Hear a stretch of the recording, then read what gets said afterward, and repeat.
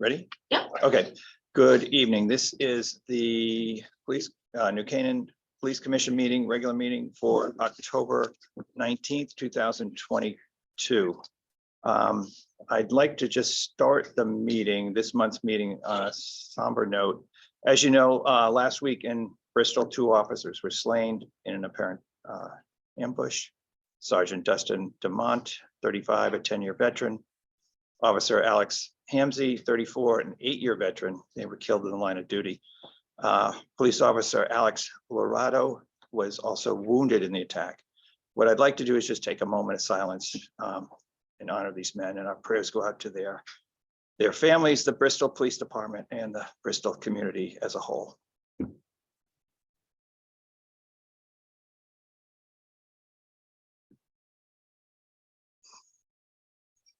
Okay, thank you. Next, as an additional note, what I'd like the New Canaan community to recognize is that while we live in a very safe community, there are times when outside elements have come into town to do some damage. Last Monday at 3 a.m., 5 individuals, 2 vehicles were stopped for good reasons. Charges were made. A 9mm loaded revolver was seized. That 11 to 7 shift showed how professionally our police acted and that they are a credit to our community. That traffic stop could have gone sideways quickly with tragic results. And it doesn't take long for that to happen. And I do want to thank that team effort of our police officers and that entire shift. And the commissioner wishes to thank all those involved. Also, there was another incident at CVS, the 3 to 11 shift on Sunday evening. Again, 3 adults, I think it was 2 juveniles, so about 5 people were involved. It was at 7 o'clock at night. Arrests were made. Crimes happen. Crimes do happen here, my friends. And again, these results were handled very professionally. Training,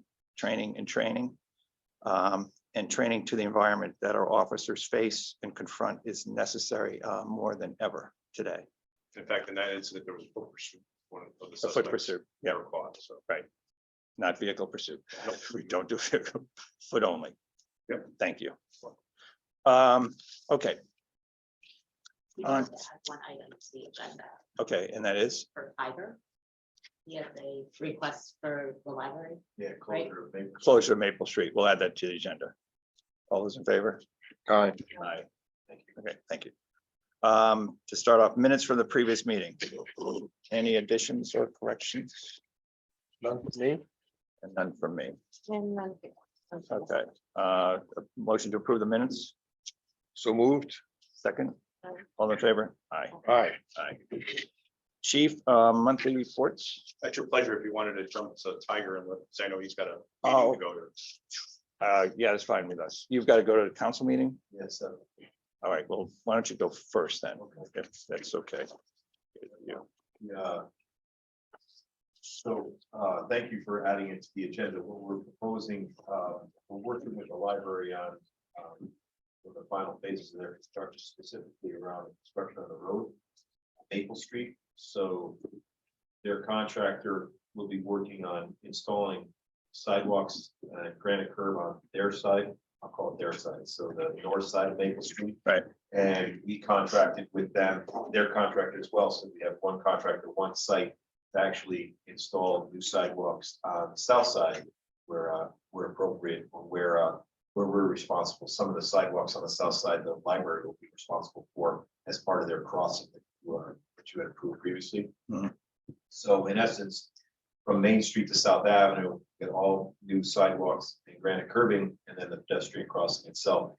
And associated with that is some additional road grading that'll have to be performed, and then we'll come in and pave the road, hopefully prior to the end of the season, because the library is open in February. So I'd like to have a brand new road before they open in February. You know, Okay. the plants close early, and the plants close in December, they open in February, plants close, reopen in April. I'd like to have all this work done in one kind of continuous Right. effort. In order to do that, in order to put the sidewalks in a timely manner, and then to regrade the entire road, we'd like to close that spur of Maple Street from Main Street to South Avenue for approximately a month to take care of the work. They've already opened the driveway entrance and exit off South Avenue, the center school lot. Yeah. And they will maintain pedestrian traffic from the lot to the library and from the lot to the downtown area. So they'll be responsible to make sure that the lot is still accessible and pedestrians can get from the lot to downtown, to the sidewalks, or to the library itself. Through the construction, we just like to Okay. close it to vehicular traffic. And they can walk on South Avenue, They can walk on South. come out Avenue, on that new cut and then, Exactly, on the new cut that we had for a temporary cut that we made for construction, they can then get to South Avenue and then get to the library as well. Library access will be open through that avenue. Where they instead of come- coming down Maple Street. oh, yeah, because then they can come around some of the back side or by the gas station side. Correct. And go in that way. So that's the thought, is to just, we want to close it off to vehicular traffic. To just in order to allow the contractor to work in a little bit more of a judicious manner. It's a very tight area. And since he's working on both sides of the street, go in there and take care of all of it in a quicker format or quicker manner. So So what's the dates are you thinking? I told him I had to wait for you and that he would like to start tomorrow or sometime thereafter, but it was really up to the commission. Okay. So, Any? Or good, you okay? I'm okay. You're okay, John? Any thoughts? Okay. All right, and motion to approve the closure for, I don't want to give it exactly a month. How about just word it so that the time necessary to complete the work, That's fine. That'd be even better. I appreciate because I don't want to, I don't want to Let's say expected to be a month. expect it to be a month, just so that it's not for Give me you, an a opportunity. year to and a half. paper on the backside. No, absolutely. Message signs out or detours. There'll be detour signage out, at both sides, at Maple, at Main and South, there'll be detour signs out, and I can tweet it, put it on the Facebook, Can I suggest, you may need more than that, only because people are just so used to making the turn. Can you put a barrier, maybe those white plastic barriers, a couple of those, we can do that. if that'll, That's fine. Yeah, I can put a couple of those out there. They're Well, just gonna to have stop to it. block it off. They're gonna block it off. They're gonna, It'll be very obvious. right, we're gonna leave a little bit of, we have some drivers in town who don't. We know of a couple of instances, they just keep going. I'll either use the white barricades or Okay. if they've got some precast concrete barrier curb, I'll have them use that. Yeah. Because we just don't want somebody getting hit by a car turning in there too, Absolutely. and not paying attention to the Right. traffic coming through. So, right. Okay, so the motion is going to be to approve the closure of Maple Street between Main and South Avenue for the time period necessary to complete your construction of the road and the sidewalks, not and then work in the one month to expect it to be, Expect it to be a month. expected to be a month or so. Okay. Yep. Okay, Okay. question. All those in favor? Aye. Aye. All right, that's unanimous. You got that. Okay, thank you. Before you go, is that it? Anything else? Let's hear We what were looking Nicole- for a motion from last commission meeting on. We're gonna hold on that. Oh, We're gonna hold on that. The other thing we talked about was Richmond Hill. If you could just talk to Richmond Hill about it on the sidewalks that we discussed, that where you stand on it, Richmond Hill. Richmond Hill, the sidewalks. Remember, we have there, that there's been requests and there's been a number of emails flying back and forth Oh, on okay. requests for Richmond Hill sidewalks. Yeah, right. And you've been working on a grant for the last couple of years with the feds and the states and to get this done and to get the crossing approved by Metro North. Correct. So there's not a lot of little pieces of the jigsaw that have to be put together. Right, so, And- yeah, so. And the sorry. reason for this is a couple of kids have been hit there. It is a major stop for school buses. I understand it, like 80 kids get picked up or something. It's a large number of kids get picked up at the corner of Richmond Hill and Ridge. Marshall Ridge every day. So, yeah, back in 2019, we actually put forward requests to Westcog, Western Council of Governments, which we're part of, town of Canaan. Yeah. And for a lot separate local transportation staff and improvements program grant. So it has to have a transportation aspect to it. One of the transportation aspects was the fact that it would be a sidewalk connecting to the parks and to downtown, specifically the train station. So we went forward with a design, got approval, commitment to fund. And we've been working through that process. Yep. Subsequent to that, we had 2 pedestrian strikes, one Right. student walking down the hill, and then 3 girls walking up there, one of the three was struck from behind. Which just added to the reason for us to go forward with this. We've gone through, because it's a LOTSIP grant, it's through a state of Connecticut program that's federally funded. So you can imagine that there's quite a bunch of hoops. We've done every aspect that they've required so far, DOT traffic, DOT environmental review, actually say Connecticut DEP environmental review, SHPO, State Historic Preservation Office, and now we're at the point where we're meeting with Metro North, Connecticut DOT Rails, and members from Federal Rails. So we had a meeting, our third meeting today, 17 individuals attended. Come on. The three separate agencies. For a sidewalk. For the crossing. So, Oh, well, one crossing. So we're at the approval of the crossing and what needs to be done in order to adequately cross the intersection and what might need to be done. So we're at the stage now where we can submit our plans to Metro North and DOT Rails for their review to come back and say what we need. Good thing is that we're at this stage. Bad thing is that it could be up to $1.5 million more and adding a year's worth of time to design and construction. So we're looking at a subsequent possibility of building the sidewalk to the right-of-way lines on both sides, Okay, and then going through that last bit of process of approval. We would come to the commission for that type of a situation, but the feeling is that the people who are walking on the sidewalk, the predominant, where the strikes were on areas where there would have been a sidewalk, not the cross. The crossing is quite wide, it's Right. lit, you know that the trains are coming. Right. So the thought was to build a sidewalk up until the right of way while we work through this last phase of a year's worth of planning and another $1.5 million added to the project. But we're not there yet, so right now we're gonna go back to them, ask them for how much actually would cost in the final design phase. And then we'll start to make a decision as to how we proceed forward, but we are working through it. Can we just start building? yeah, can we just, Okay, so I have to then ask the council and the Board of Finance to utilize town funds, because right now I've got $600,000 of So by doing this grant, it's Funds. costing an additional $1 million. $1.5 million. Right, What's the point? So- So grant, it's taking. well, I need it anyways, because I gotta get across the crossing, right? So I've gotta get across the crossing, so it is the thought to utilize, we haven't finalized it yet, but utilize town funds to the sidewalk and then go back and utilize grant funds to get the crossing? get the crossing, in, right? Okay. We're speaking to our town attorney about the liability aspects of that.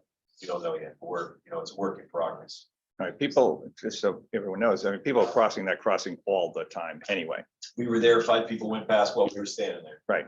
So, in the last meeting that we had 2 moms walking side by side with strollers. Yeah. So they were about 8 feet wide walking down the hill. Yeah. And everyone got to witness it, which was great. Good. Got to witness how much activity there is, but by the same token, they're only gonna do something that's safe, and they're only gonna allow a crossing that's safe and adequate for, obviously, for the train system itself, so. They're aware of the situation, they're aware of the pedestrian strikes, they're aware of the time frame that it's taken us so long so far. They're all working now. I think we're all rowing in the same direction at Good. present, Good. so it just comes down to what will be the next move. We're gonna meet with DOT Rails separate, to see if they're in agreement with this possibility of building to the right of way. And then going back to the subsequent later, since they own that right of way, Metro North leases it from them, so since they own it, it's really their call, so that's where we're at present. Got it. Good. All right, Yeah. Anything else? not on that, no, Okay, I can stay or, wait, I'd like you to stay for the Okay. next topic, if Chief, if we would then go to the pedestrian crosswalk discussion. fine. Did you have a chance to go out and take a look at the? I did. I did. Okay. I did. Here's what I found. It's at the corner of Lakeview and 123. And what I saw was there's gray duct tape around the base of it that is around the speakers, which on both sides. So someone's putting gray duct tape around the speakers so that you can't hear them, or that you can hear them, but it barely hear them. The traffic, when traffic's going through there at 4:30 or so when I was there. It's pretty loud anyway, because it's, rush hour and people are, it's not that loud. One of the speakers, I did take the tape off so I could actually hear it, and it was loud, but it wasn't louder than the traffic. Right. So I don't know what the story is there. And what I found is those beepers are going on all the time. They go Yeah. on forever. They go on all the time, Yeah. which makes sense because if you can't see and you're blind, you've got to be able to find it, and that's where you go. It doesn't matter time of day at that point. Doesn't matter time of day. Yeah, well, I'll find out from the DOT why Yeah, there's tape on it. They might have a reason, it might just have been, it could be the workers there, that were working in the area, if you want to listen to people, I don't know. I can certainly check with Canaan Parish, see what's going on. I thought, yeah, no, I was there too. oh, yeah. I thought it beeps when someone's crossing, but it's not a continual beeping.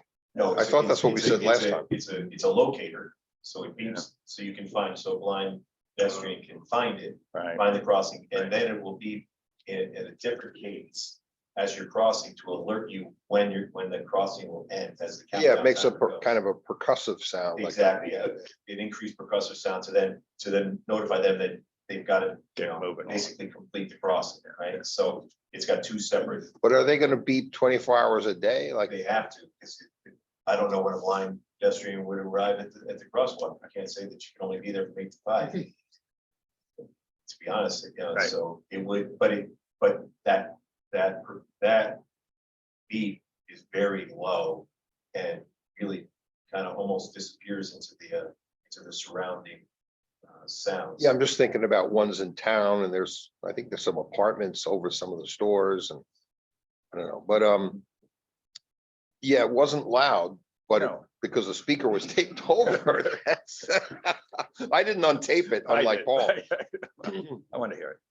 I do know that the ones that I've seen in other municipalities, I've gone up to them both as a pedestrian and being in it, say my truck sitting next to it.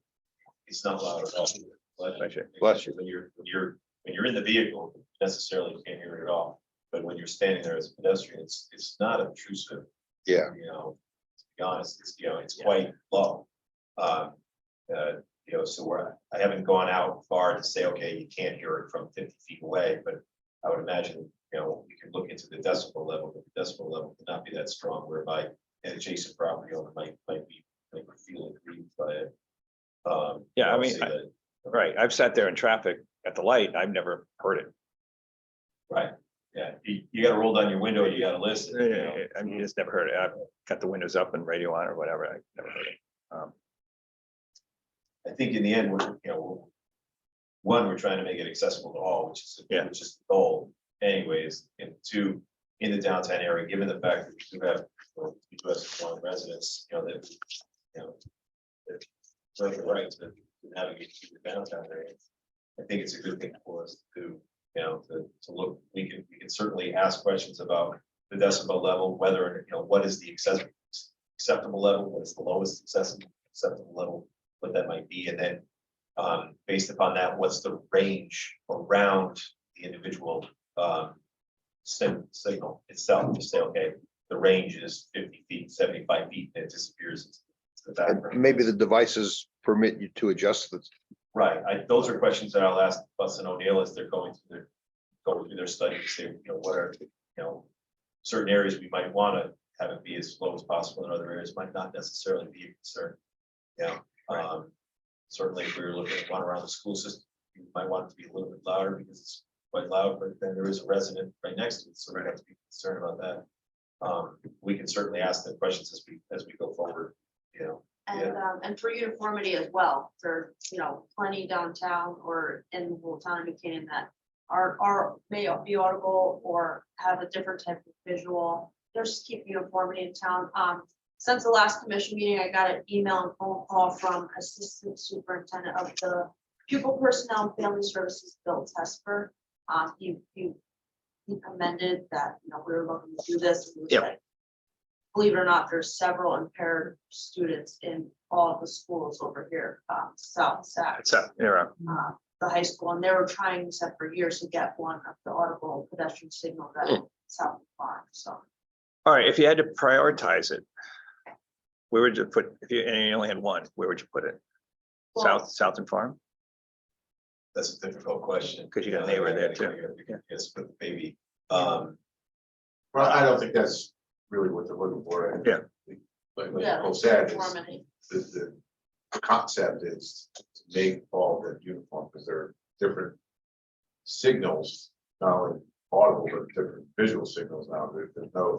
There's different crosswalk signs. All around town, Throughout right, town. So I right. think the idea is to make them all consistent. Yeah.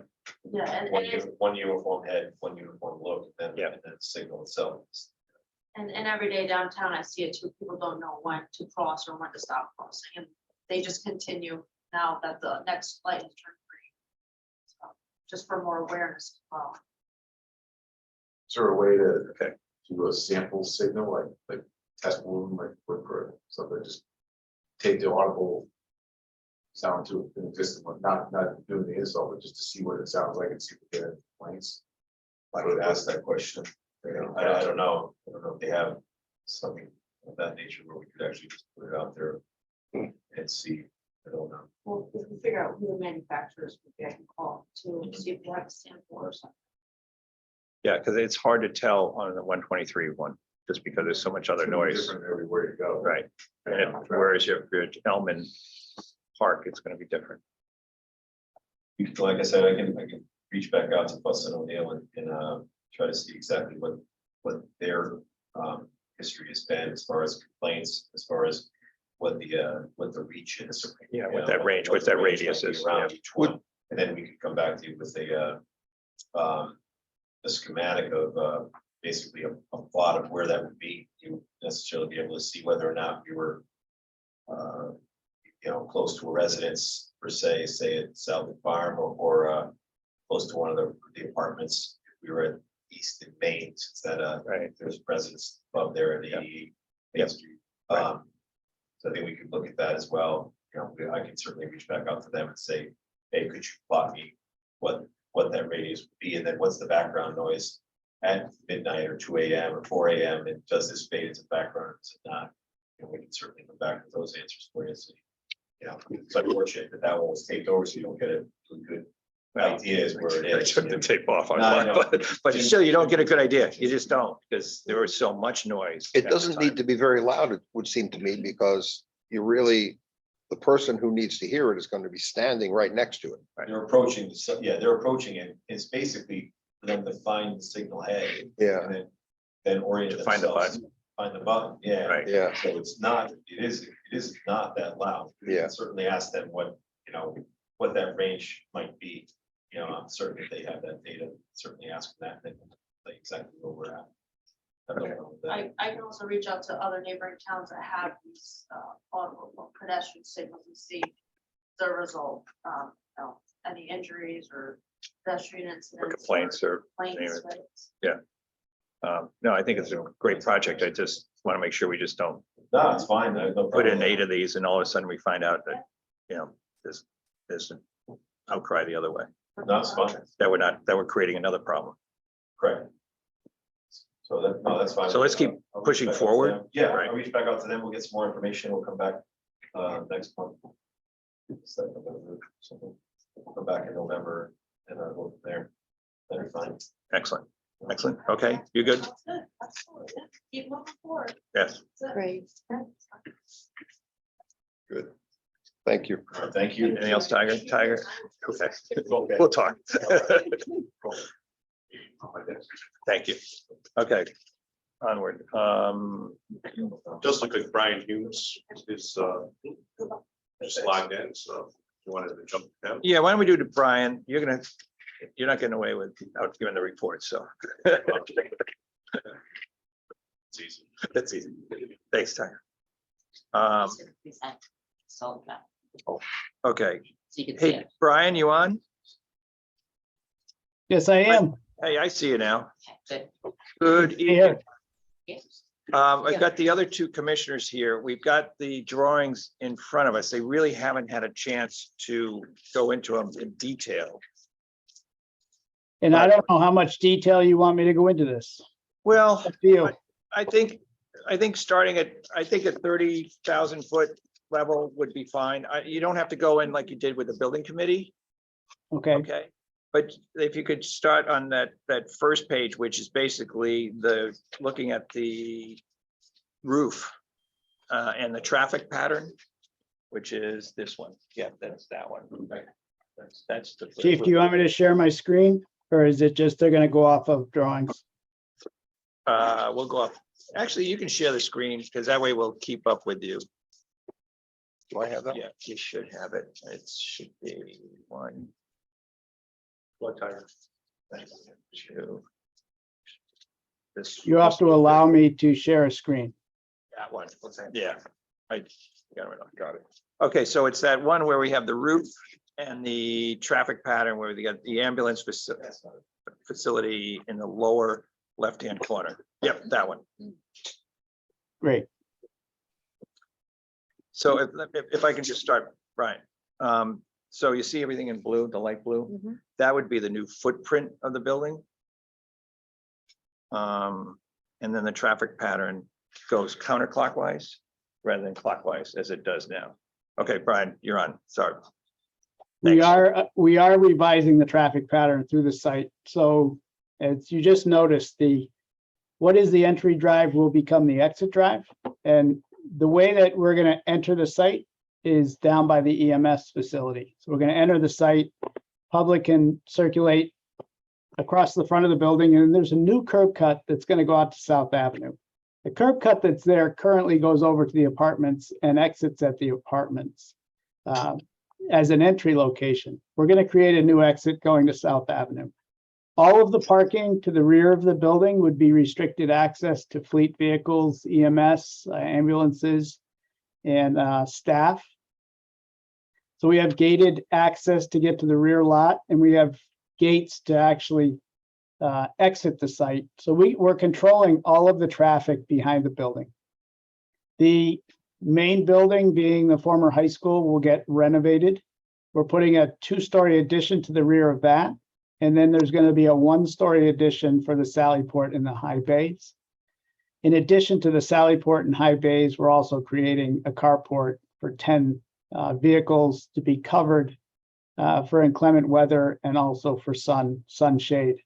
The only other blue box that you see on this is a new 20 by 20 shed. There are some things that the police department would like to store away from the building. So we're also putting a shed. So the police department will be using all of the parking behind the building. They'll be also utilizing all of the parking down near the South Avenue Cottage from the crosswalk south. In addition to parking, we have a small impound lot so we can secure vehicles and also have surveillance for vehicles in an impound lot. With the new circulation, it's a benefit to the PD, but it's also a benefit to the ambulances and EMS. So returning vehicles, exiting vehicles, this circulation pattern seemed to be favorable for them as well as the police department. It gives us more maneuverability at the Sally Ports and getting vehicles in and out of the Sally Ports, getting ambulances in and out of the ambulance bays. There's no change to the apartment complexes, no changes to the daycare center. Those are all separate properties. We're not impacting those at all. We're keeping all of our activity to our property on this site. One question I have is with the new circulation, as a vehicle comes in off of South, drives past the gates, and you have the slanted parking or the nose-in parking, Yes, wouldn't you have to flip that the other way if the vehicles are coming from that direction? You see what I mean? You wouldn't that's a be able good, to- that's a good question. We want all those vehicles to back into those spaces. So all of those vehicles will be backing in nose first, nose out, No, now's out, right? nose The ambulance spaces, right? We're The reason that they're angled that way with nose out is so when the vehicles are pulling out of those spaces, they can see if there's any ambulances or emergency vehicles crossing traffic. So that it doesn't look conventional, I agree with you, but it is a safe way to do it, and all the vehicles will be backing into those. Okay, Yeah, I agree, Brian, I think it's a lot safer doing it that way. All right, the only other thing on this that we've talked about from the building committee's perspective is the location of the generator, our emergency generator. And I think it's just an open topic and not to be settled here, but my concern was it's this generator is still out in front of the building. I think for safety reasons for the building, I think it should be in the back someplace, and I don't know where, but that's me. All right. So noted. So on noted. that. That's all. Yeah, I'll leave it at that. Yeah. Let's go to the next page, which is the proposed lower level plan. Yes, Proposed lower level plan. the lower level of plan is showing everything at grade. And I'm sorry, remember, I'm sorry, Brian, just a sec, John. While we're on the exterior, Yeah. lighting. Oh, yeah, thank you. And then we just want to make note that we need just more lighting on the South Avenue side of the parking where there's public parking. Right now, we have no lighting there at all, Brian. It's just dark and it's just uninviting and it's just, it should be solved. And it doesn't have to be big spotlights from above, but there's got to be a better way to light it. good with that. point. We can do that as part of this project without a problem. Okay, thank you. Oh, one Thanks, John. question. Yep. Oh, Brian, what's a Sally port Oh. for somebody who's got no idea? Okay, we're gonna go to next page. Next one, you We're gotta gonna answer show you the that next to one. me. We're gonna answer Okay. that. Proposed lower level. Okay. Where- Yeah, I think I will answer that when we go over this, the lower level. There we go. There we Um, go. Okay, Okay. go ahead, Brian. And we might as well start from the Sally Port. The Sally Yes. Port is in orange. It's a drive-through bay, which is a secure garage bay. A Sally Port is for the transportation of prisoners in and out of the building. And they do that by driving into a secure bay. The bay doors are closed, and then the police personnel can transport anybody from the vehicle into the building in a secure manner. So that's the Sally Port. Thank you. Next to the Sally Port, still in orange, if we stay with the orange, it goes from the Sally Port into prisoner processing detention cells. They'll be booked in that location. There'll be an interview room for the processing procedures of booking. That orange area is all a secure area. It's access controlled. There's no firearms allowed within that space. So it's a very controlled process, and it has to be done safely. So we take officer safety into our consideration in this design and making sure they're in a safe environment for processing prisoners. Remember that the existing building is 3 stories, but the front of the building is below grade on this level. So we're taking the existing building. We're going to do a renovate as new concept, which means all of the building will be renovated, new finishes, new mechanical, new electrical, new lighting. Everything that we do inside this building will give you a new building feel when we're done. Along the front of the building, we're going to have some similar functions for utilities, boiler room. Heading down, we have an elevator that's going to remain within the building. And then the aqua is physical training, a large area for officers to become physically fit. The blue areas at the top of the plan is male locker room, and at the lower part of the plan is a female locker room. So these are all lockers designed for law enforcement, shower facilities, toilet facilities, and sinks make up the rest of the blue. And then we have some archive storage. The corridor circulation is very similar to what is existing now. But again, all of that will be brought back to new condition. We have in purple 2 additional bays for storage. Those bays are at the similar location as the current bays are, but the current bays will be demolished, as well as the back addition will be demolished. These 2 bays would be new construction. One would be used for bulk evidence and found property, and the other for the maintenance staff and traffic maintenance. You see the Okay. area of the carport, we have 10 spaces that would be covered.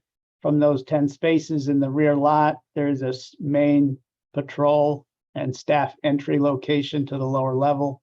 There's also a patrol exit and entry location into a patrol equipment area. So the officers can pick up equipment, drop off equipment as they're coming on shift and leaving shift. Any questions about the lower level? No, that's good. And as you understand, the Sally Port, you can drive in from the driveway and then drive out through, Yep. all the way through to the covered area too. Okay, you can drive through this. Right. I think just on my notes, on that storage bay one, on the top of the drawing, where next to the maintenance vehicle. Brian, I think there was a suggestion to put a door there. That's So that- correct. This has not been revised since that Yeah, comment. So yeah, that's okay. I just want to make sure that we all, because there should be a door there Mhm. and there, so you don't have to go outside to go in. So put a door there. Okay. Got it, okay. And then the other thing was there's 42 lockers for males. 13 or 14? 16 for female. My eyes are shot. 16 for female, and there's room for expansion if we need it later. Correct. We can expand those numbers. And then just my comments on the physical training, 8 foot ceiling, that's an 8 foot ceiling, and that's, to me, that's just too small, or too short. And I think that we've just got to have a lot more discussion on that. Because if we're going to put a heavy bag in there, you're going to get weightlifting in there, you're just going to be bumping into the ceilings, and it's just too short, I think. So let's just keep that as an open item too. And then the other thought of it is if we can dig that out another couple feet, but then along that whole wall by the corridor, Brian, if we could make that all glass, perhaps, it would let a lot more light in there and it wouldn't look like like a dark room like it is. All right, make that We- whole, We can look at that. That is a bearing wall for the upper floor. it's a bearing wall. Oh, Yes, can we put a little steel in there or something? but we can put openings in it. Yeah, okay, okay. That's all right, that's my comments. But the big thing is, if we're gonna put all this money into this building, let's get it right the first time. And I think an 8 foot ceiling in the physical training center is just not adequate. It should be a first-class building and it should be done right the first time. And I will keep fighting for that 10 foot ceiling, all right? Very good. Next proposed main level. The main level would be your main public entry location as it currently serves as the public access location. The training classroom would remain a training classroom. But we're adding another public space, which would be an emergency operations center. And that emergency operations center could also be a small classroom or small group meeting room. The main function would be an emergency operations center if the need arises. So you could have your emergency operations center running concurrently with anything that's happening in your training classroom or any media requirements during a disaster or need for emergency operations. The public areas stay to the front of the building. Anything else beyond that that's still in yellow, being in interview rooms or permitting rooms, is access controlled to those rooms. So the officers have access to those rooms, can handle public permitting, public interviewing, and then have that public exit back through the public lobby. Right. The dispatch and records are going to remain pretty much intact where they are, but they will be renovated as part of this process. A lot of the black lines that you see on their plan, the dark black lines are existing walls. Anything that's a light gray is new construction. So anything from the corridor back to the right from the back corridor is new construction.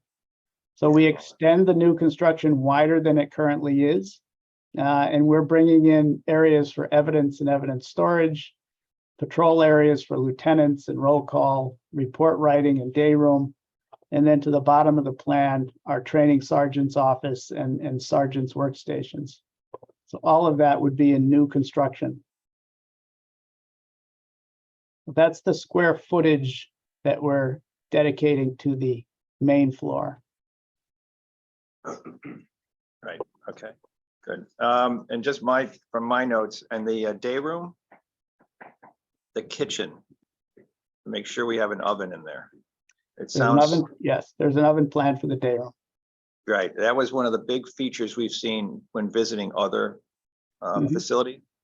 That, you know, rather than a bunch of microwaves, let's have Where's an that? oven in there. It would be the day room in here. Gotcha. Put one in there.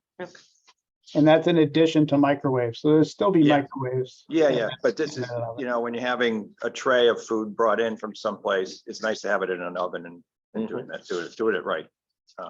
It's a big deal. With regard to the entrance at the front where the public lobby is, I think that the existing setup could really be improved on, because when you walk in, you don't see anyone. You know, the way it's set up is the officer somewhere in the back and you don't see them. So you walk in, it seems like an empty building. Mhm. And will it be 'Cause more, he's sitting down. See, yeah, because he's sitting. You can't really see him. yeah, so will it be done in such a way that when someone walks in from the outside, they see the officer sitting at the front desk, or someone's there to, and it'll be visible? If they're staffing dispatch and they would be 24/7, they would have somebody there to greet them. Yes, Right, just the way it looks now, I think what Jim's saying is just that the wall is too high. So if that wall could be just dropped a bit, Mhm. and again, of course, we'd have glass and, you know, the appropriate glass there. Yeah. But it'd just be But more obvious. If someone that does walk in from the public, They stand it around. seems like an empty building. It looks, you don't see anybody. good point. Now, the bathrooms in this would all be renovated for handicapped accessibility for the restrooms. The restrooms that are there now would be demolished. And new restrooms would be placed into the lobby. And Russ Kimes has been involved in this as well for the EOC stuff, and that he wants to have more plug and play stuff as opposed to wheeling carts around where things get, you know, either broken or, you know, when things are dismantled, you can't put them all back together the right way. And that's all being taken into account here as well. Okay, The other thing with regard to the entrance is there's no ability to communicate. You have to pick up the phone, and will it still be like that, or will it be that you can somehow speak to the person behind the glass and they can speak to you, or? I think those details can get worked out with the police department as to what their preferred method of communication is. I know that there'll still be bullet resistance between the public and the staff. So it's how we break down the barriers to communication. And there are options being intercoms or different types of speaker panels. We have something in the records division that's more of just a. but the glass always is on separated, speaker. yeah. Something, yeah. We could probably. do something. Okay.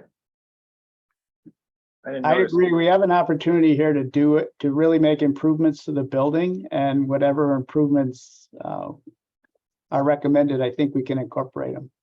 Great. Upper floors?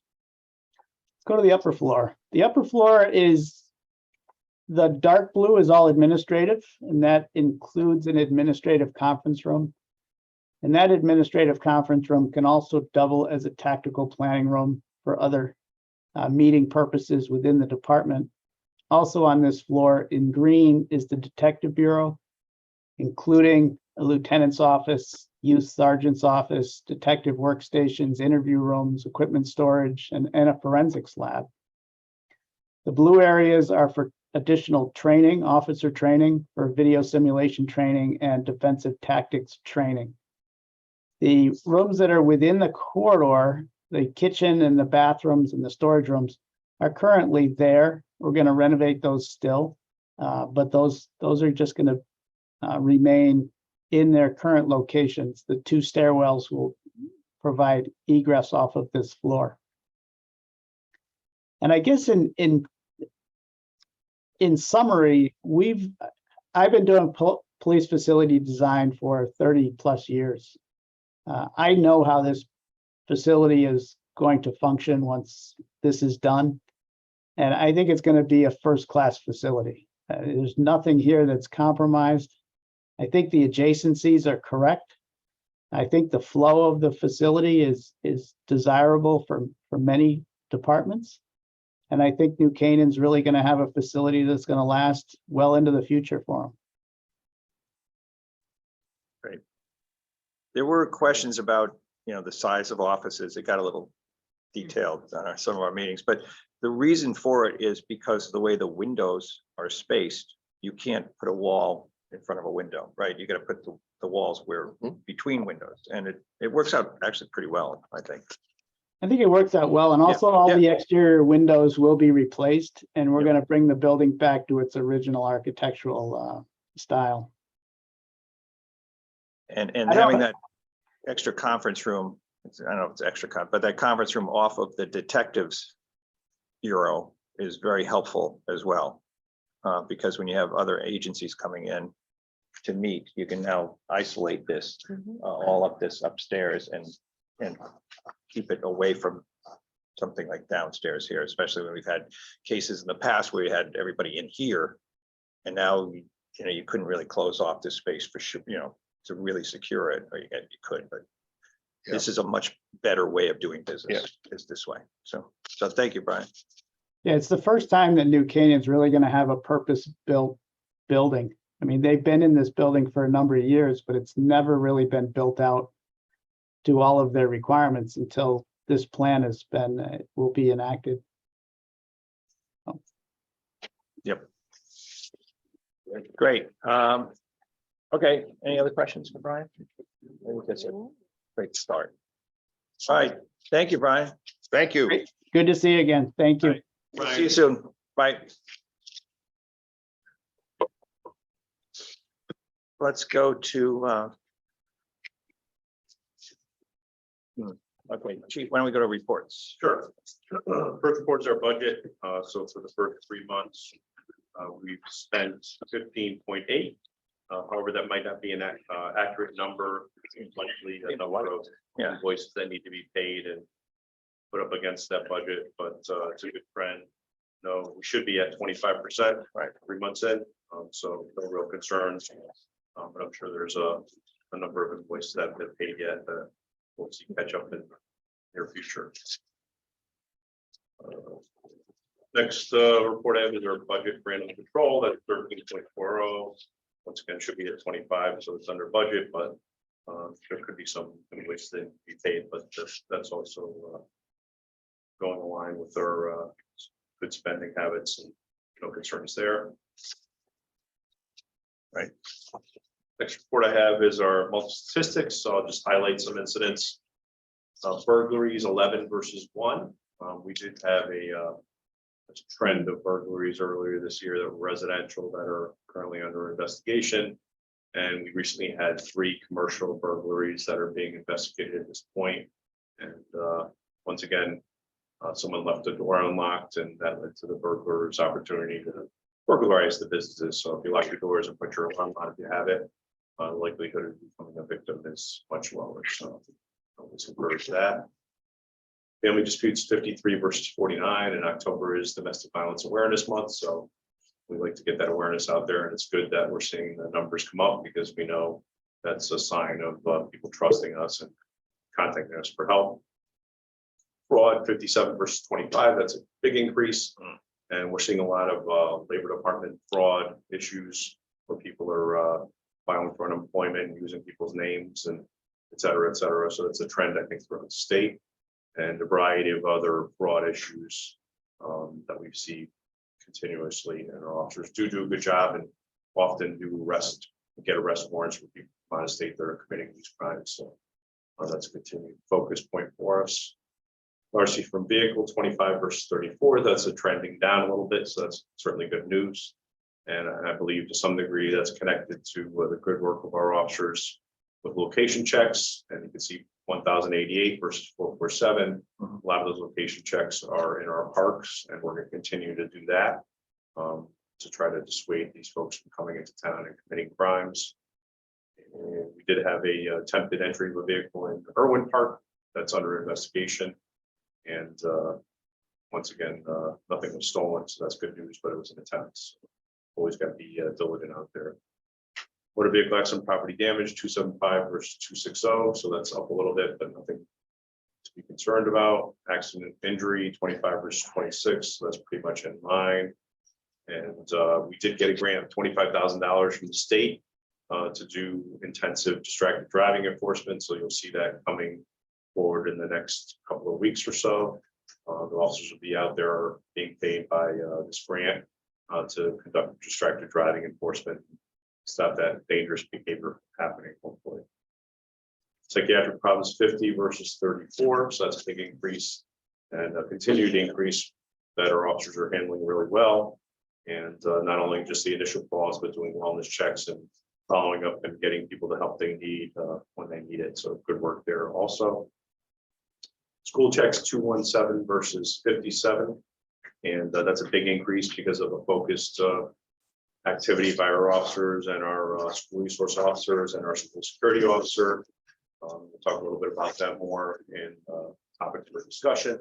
But given all the bad things that are happening in our world, we want to continually reassure our community that we're concerned about school safety and security, and we'll continue to check the schools as often as we can and maintain a presence there so that our children are kept safe.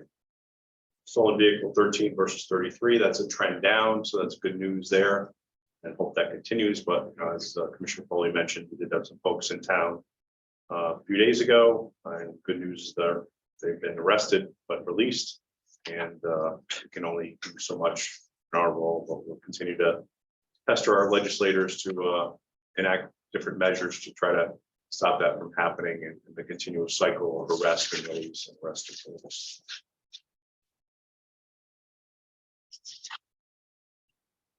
Next report I have is our staffing report for September. Approximately 70% of the time we worked with minimum shift, which is 5 officers, and our lost time for September 2022 was 27.13 versus 25.85 and 24.57, so not that all dramatically different. And 70% of the time we worked with a minimum shift versus 52 and 58. And what affects our minimum shift and our staffing is that we now have more officers on special assignments and dedicated patrols, specifically 2 officers SROs, one at the middle school, one at the high school, 1 officer assigned to school security who patrols all the schools but tries to focus on elementary schools. 2 officers in the academy are expected to graduate December, January, and then 3 or 4 months of field training, and then they'll be on their own provided they complete all their training. 1 opening, and we have a list that we're interviewing a number of candidates next month.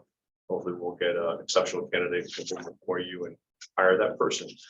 And 1 officer was on FTO for part of that month, but completed FTO and is now on her own and able to help us with our staffing challenges that we have. So it's good news. Overall staffing is not in a bad place considering where it was in years before. Excellent. Yeah, I think the location, just back to location checks is just a big help, Absolutely. right? And it showed an improvement there. Sure. Next item is school safety and security. Sure. Just kind of, give an overview. We don't have any people watching, unfortunately, but for the commission's benefit, as you know, we have a full-time officer assigned to the high school, a full-time officer assigned to the junior high school, middle school. And now we also Shane Gibson as our school security officer, and they all work together as a team, along with the campus monitors and the school administration to keep our schools as safe as can be. And we're in the process of getting some equipment we're going to give to them that will help them in the event of a crisis, respond better to an incident. Won't get into great detail with that. And we're continually working with the school system and making recommendations and suggestions about how things can do better. But I feel very comfortable with the state of things right now, how they are. There's always room for improvement, but that continues to be a focus point and something we're very concerned about. And we do regularly do training in all the schools.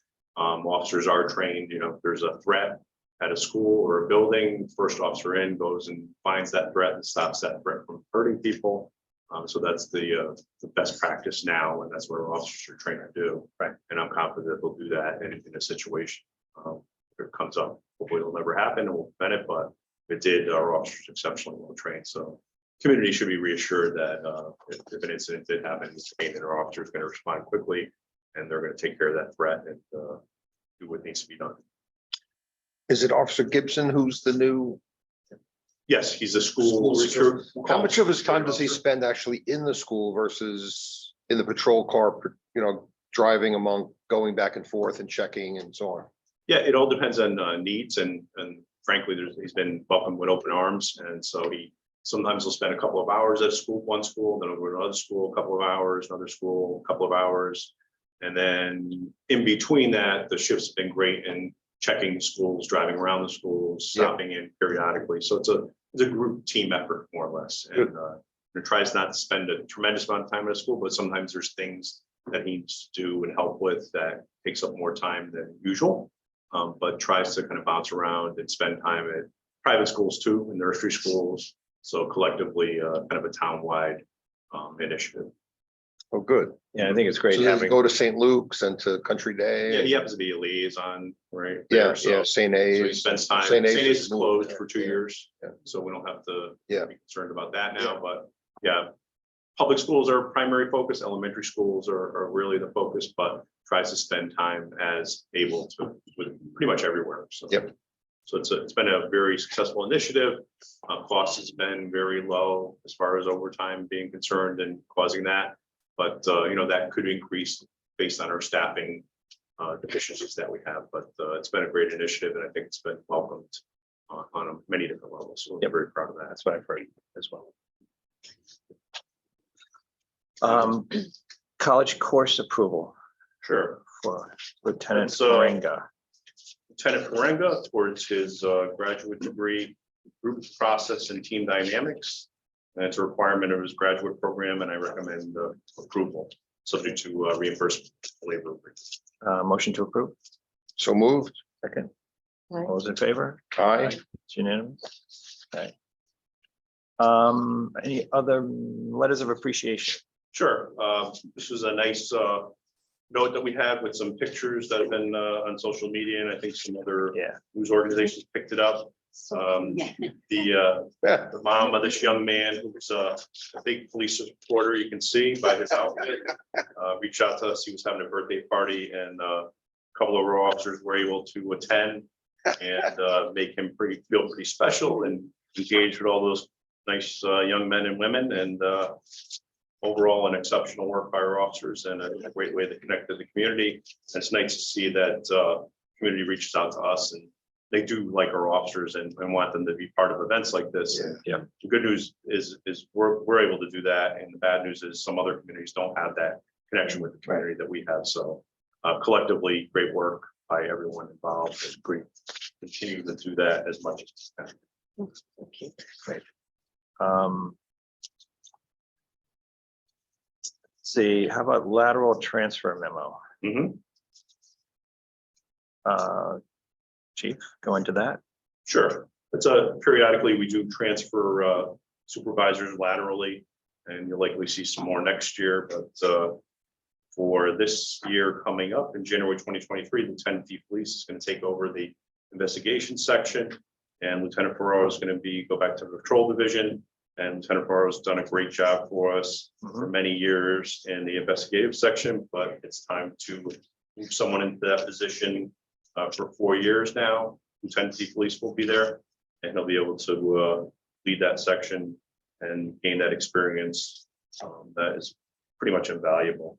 And then subsequently, we are targeting Lieutenant Ferenga to move into that section after Lieutenant DeFelice does his 4 years, to kind of create a succession plan of sorts. Great. And so that's our plan right now. Keep looking at all the other positions in the department and figuring out when's a good time to move people around and give people different experiences, so they kind of broaden their experiences and career. Great. Any other matters? What? Anybody else on the line?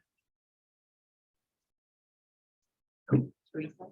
Did she hand up? Hi, I had to unmute. I'm sorry. Oh, hi, Teresa. So I had called earlier and asked for an opportunity to talk. As you know, I've been trying to gather information about the potential sidewalk on Old Stamford Road, really, on 106. Okay. There was a traffic study that was done. I received a copy of it, I believe in November. And prior to that, there was a letter from my neighbors, including Chris Herring, who lives around the turn, and Tiger Man in the fall, when I first started talking to Deputy Chief DeFederico and Tiger Man, I was told that the sidewalk was unlikely to happen. And then I had written letters and spoke at, I believe, February's police commission meeting, because by the time February came around, there was ARPA funding for the sidewalk. The Planning and Zoning Commission had indicated that the sidewalk would meet the plan for conservation and development. And then another town body approved $35,000 to do a survey. At April, I want to say, received a copy of the petition that I know I mentioned at our February meeting, at your February meeting. I said if there was a petition that Tiger needed to, I had a right to see it, or Tiger should say it didn't exist. Tiger said it did exist, and then in April sent me a copy of the petition.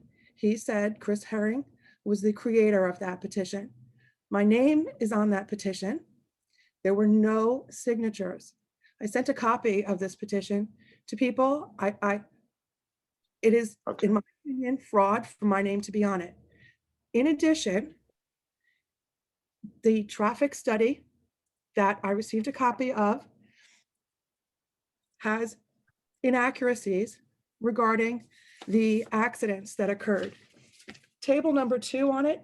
All right, Teresa, we can't, Teresa, I please. just We have to, can't- but Paul, please. why can't I say that the traffic study inaccurately marks where the teen hit the side of the road, went off the road? It has the accident spot. That picture has accident number 6 in the wrong spot. If you read the New Canaanite, it does not match the traffic study information. Table number 2 says that accident number 6, which occurred on September 5th, 2021, which I don't need to read the New Canaanite. I heard it and I saw it. But the New Canaanite said a teenager needed to be extricated from the car. New Right. Canaanite said 2 kids went to the hospital. New Canaanite Right. said 2 separate cars, minutes apart, went off the road. And the traffic study that was submitted to the state that is supposed to help determine whether or not a sidewalk would be safe around that turn says that it was 1 car accident involving 2 cars. Accident severity, it says property damage only. Contributing factors, improper backing and collision type backing. Others say fixed object, heads on, sidewalk, side swipe. In my opinion, the information on table 2 is clearly wrong. It should be accident number 6 and accident number 7, both of which involved cars that had injuries, both of which went off the road. It would make it far less likely to put a sidewalk around that turn if this police traffic study were to indicate that instead of a small percentage of cars going off the road and 2 less accidents with no injuries. If you look at table 2 and then you go on to table 3 where it lists everything, there are paragraphs that talk about this. So I have issues with the traffic study. Additionally, I have issues with the petition, and I feel that the state the town certainly is listening to a petition that has many, many people, and Paul, you know this, because I have talked to neighbors and I have talked to other people in town, people whose names are on this petition. Not one person that I talked to, and I talked to many, knew about this petition. And Chris Herring, when he wrote that letter to so many people, never said he was on planning and zoning, never said, and by the way, I included your name and your address on a petition in 2018. This petition went to the selectmen. It went to the town council. It went to the police commission. It went to Public Works. And Tiger was All right. referencing it in town meetings. You could say, come on, Paul, but this is what I'm living. So on top of that, after that, I say nothing about the traffic study. I didn't find out about the traffic study until they put a someone, planning and zoning, not planning and zoning, Public Works, put a solar paneled speed sign in front of my house. And that's when I went to look at the traffic study, because that traffic study said 4 things that were supposed to happen, or could happen for safety reasons. And when I was on the call for the police commission meeting in February, I said I was not opposed to traffic safety. I was opposed to a sidewalk in front of my house. And I truly do not believe that it is a safe place to put a sidewalk. So. All right. I'm So not- Teresa, if I can come in now. Can I just tell you? Teresa, Well, I've No, asked Teresa, you go about ahead, the 6 solar minutes panel. already. Let me, it's my turn to speak. All Please, right, please. we will take another look at the traffic study. John, Gregory, we'll take another look at the traffic study, one. I've also will talk with the conservation group. I think what they want to do is to be able to hook up the parks like Bristow and off, have this green link around town. Right. The commission and John DeFederico will back me up on this, I believe, has said that having a sidewalk on that curve, on that side of the road is unsafe. And we would not approve that, right? We've said that, we're on record of saying that. I don't believe they can go in and put a sidewalk there if we say it's unsafe. If they want to put one on the other side of the street where all the people, for the most part, live, that makes a lot more sense. And to have a crosswalk, if you want to get out of the Bristow onto a sidewalk, you can do it in the middle of that long straightaway. And that makes sense that it's safer there. Can And I just think say- that's kind of where we are. All right. Bristow connects to Mead Park. It's in the New Canaanite. They're talking about fixing that path that used to be gravel. It's hard to put carriages and handicaps. Bristol is connected to. They are connected. That's Park. correct. I've been in there. It's connected. That's Also, right. there's also a sidewalk. If you walked out Bristow, that apparently it's already been approved to put a sidewalk from Park to Bristow. I've said this in the February meeting. If you walk out Bristow and you walk toward Park, you could walk to South. The parks could be connected without there being a sidewalk around that turn or in front of my house. But now. That is true, because we Yes, can but go, Teresa, please, Teresa. We're gonna look at this. Oh, you're gonna And look at. another way to do it is to go through Park Place, and all this is, to be discussed. There are no plans that I know of right now of putting a sidewalk on that curve. All right, Okay, there isn't. And again, Teresa, it cannot go in unless we approve it, and we will not approve it.